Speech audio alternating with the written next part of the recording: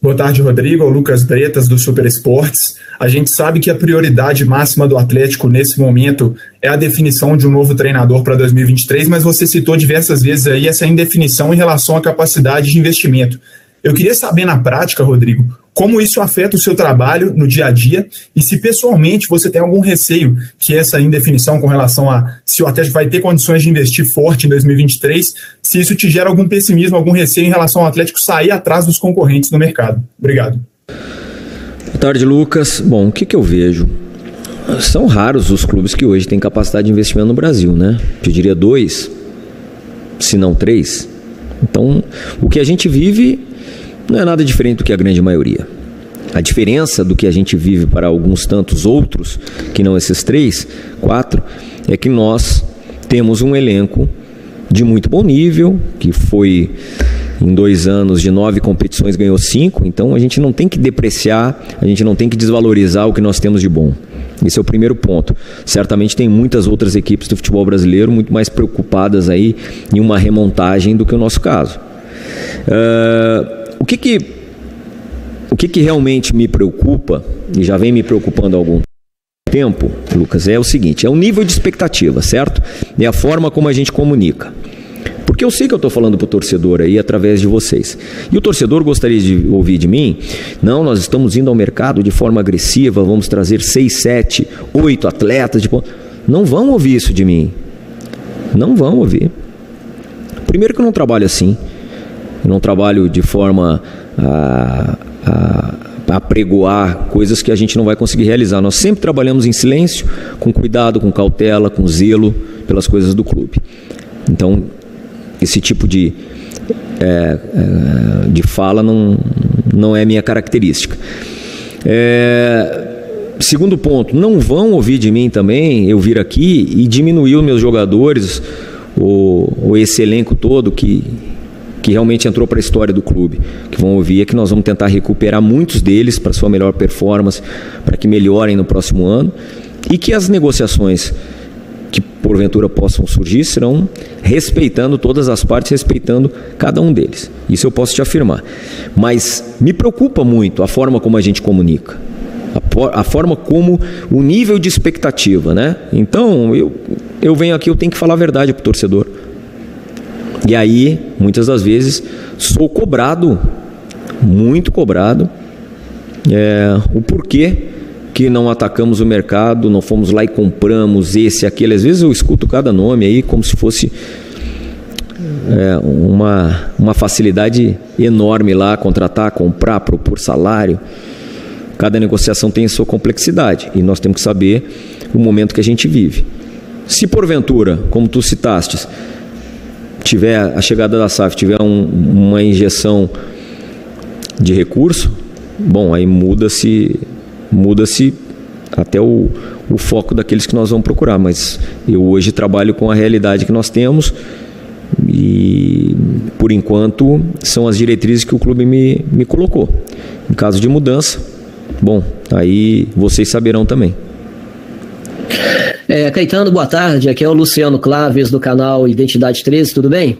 Caetano, a pergunta é simples, a torcida hoje, né, está eufórica aí a respeito de qual será o novo treinador do Atlético.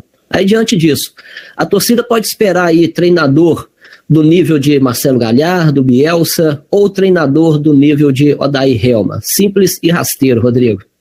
Pois é, Luciano, eu acabei de falar sobre jogador. E agora eu vou responder a ti e a torcida a nível de treinador. Você sabe quanto que cobram o Marcelo Galhardo no River? Você acha que mesmo eu não conseguindo contratar o Marcelo Galhardo, eu não faço contato? Essa é a minha função, minha profissão. Só que aí que está o nível de expectativa e realidade. Então, cada caso tem um caso, e eu vou citar ele para te responder. Primeiro que, mesmo a forma de respeito ao Marcelo Galhardo e Bielsa, eu tenho que ter do Odair Helma. Eu sei que você aí fez uma distinção, e eu não faço isso, porque são grandes profissionais, cada um deles dentro da sua realidade, dentro do seu histórico. Mas Marcelo Galhardo não pretende trabalhar nos próximos 6 meses e vai para a Europa. Então, são essas coisas, sabe, que às vezes chega um outro nome aqui, já com a pecha, já com o rótulo de que não é treinador para o Galo. E eu gostaria de usar como exemplo os clubes que tiveram mais sucesso que nós, principalmente nesse ano de 2022. Lembremos de um treinador que estava lá no Ceará e que certamente você estaria me fazendo a mesma pergunta se eu citasse o nome de Dorival Júnior aqui, né? E que foi campeão da Libertadores e da Copa do Brasil. Certamente, outro nome, vice-campeão brasileiro, você estaria me fazendo a mesma pergunta. E olha que eu estou te respondendo com todo o respeito que você me merece. Mas se eu estivesse falando de Mano Menezes aqui, seria a mesma coisa. Então, assim, peço que entendam que nós não vamos citar nomes, nós não vamos fazer distinção, nós vamos avaliar ou tentar a melhor escolha possível para o Galo, para que ele possa ter as condições de realizar um grande trabalho junto ao nosso elenco. Mas não por conta disso, de nome ou coisa que o vale, porque cada um deles tem as suas dificuldades negociais, tá bom? Então, isso é uma coisa que me preocupa. Me preocupa porque tem bons treinadores que já chegam aqui com nível de rejeição, outros que chegaram aqui, tiveram resultado, mas é aquela história. Muitas das vezes, parecendo que eles não são merecedores, né, de realizar o seu trabalho. Rodrigo, André do canal Alvinegro, muito boa tarde. A minha pergunta a você é a seguinte, você disse que o elenco de 2021, né, foi um elenco multicampeão, e foi mesmo, né, uma temporada praticamente perfeita, e que houve poucas alterações de peças em 2022.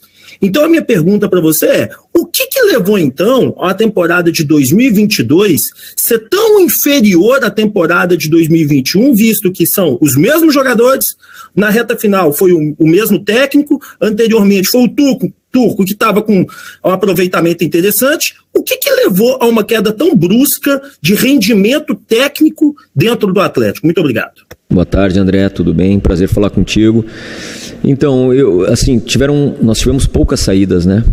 E algumas tantas entradas que a gente, como eu disse, as peças que chegaram, algumas delas têm até um prejuízo na sua avaliação, né?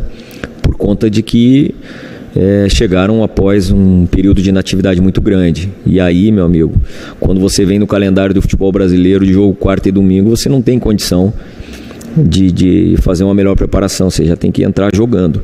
Eu acho que isso nos prejudicou, né, um pouco. Penso que, como eu te disse, com a chegada do Cuca nós retomamos performance, mas infelizmente não traduzimos isso em resultado em alguns tantos jogos. E no momento é difícil, né, falar isso, porque o inconsciente, né, dos atletas, da comissão, de todos nós,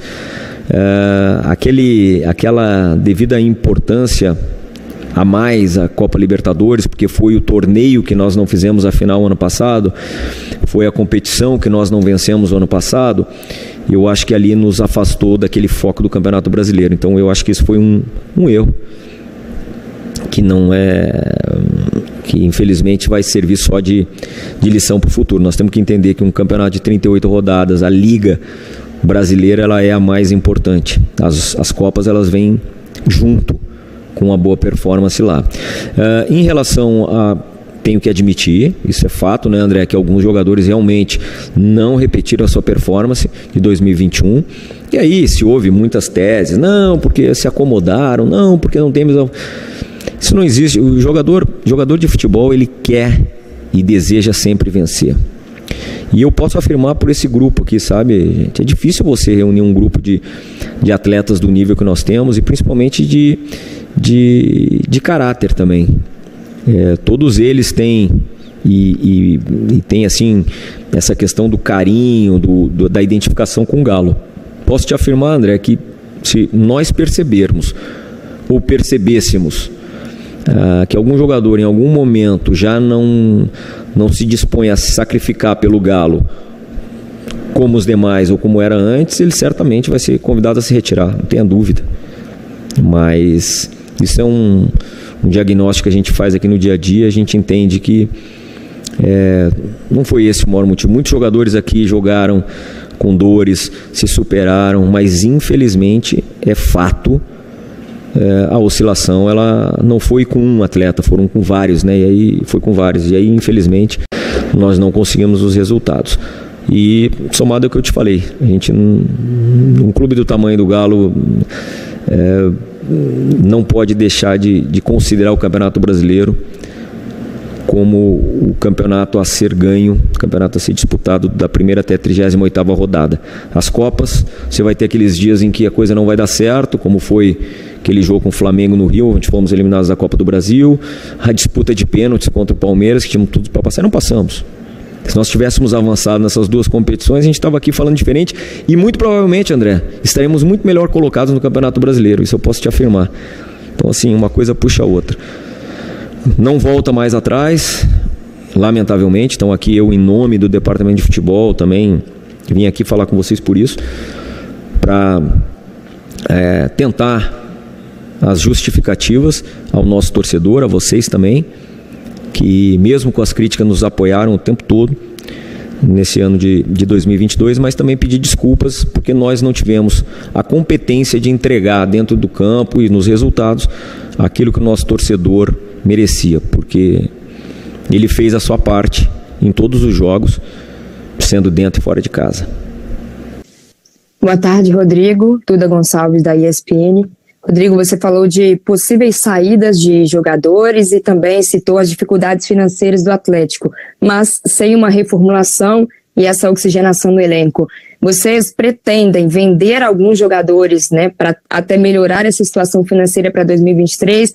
Não é um foco da diretoria vender atletas nesse momento, né? Não era no meio da temporada. Neste momento já é uma possibilidade de vender para 2023. Qual que é o pensamento do colegiado sobre isso?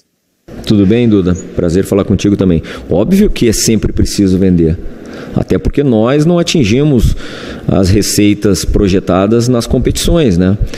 Ano passado nós fomos campeões da Copa do Brasil e isso nos deu um fôlego muito importante no que diz respeito às finanças, né? E esse ano nós ficamos, né, praticamente no meio do caminho, nas oitavas. Então isso tem impacto, sim. Agora, nós não vamos sair aí liquidando os nossos jogadores sem chance, sem chance. O nosso elenco é de bom nível, segue sendo de bom nível. Dentre os desafios que nós temos é de melhorar o que a gente tem. O mercado vai determinar, como eu te disse, depender muito da procura, das propostas, e aí sim nós vamos analisar com carinho. O que a gente percebe é uma dificuldade gigantesca, né? Como eu disse, que o mercado brasileiro impõe, e até o estrangeiro, de bons valores. E muitas das vezes a gente, aqui dentro, tem bons valores e acaba, muitas das vezes, subestimando esses valores. Então nós temos que ter cuidado na avaliação. O campeonato acabou e essa avaliação ela tem que ser muito mais racional do que passional, para que depois, lá na frente, a gente não acabe lamentando a perda de um talento ou então a depreciação de um ativo, fazendo um mau negócio, mas que continuamos precisando vender. Isso é fato, isso é fato. A gente, na verdade, transferiu a necessidade da janela do meio do ano para agora, né? Mês de dezembro, janeiro, e muito do que talvez a gente possa vender, Duda, é o que a gente vai poder investir, né? Infelizmente é assim. Então o campeonato encerrou agora, teremos alguns dias aí, teremos Copa do Mundo, enfim, o mercado deve se movimentar e no que diz respeito às saídas, muito provavelmente serão somente em caso de venda.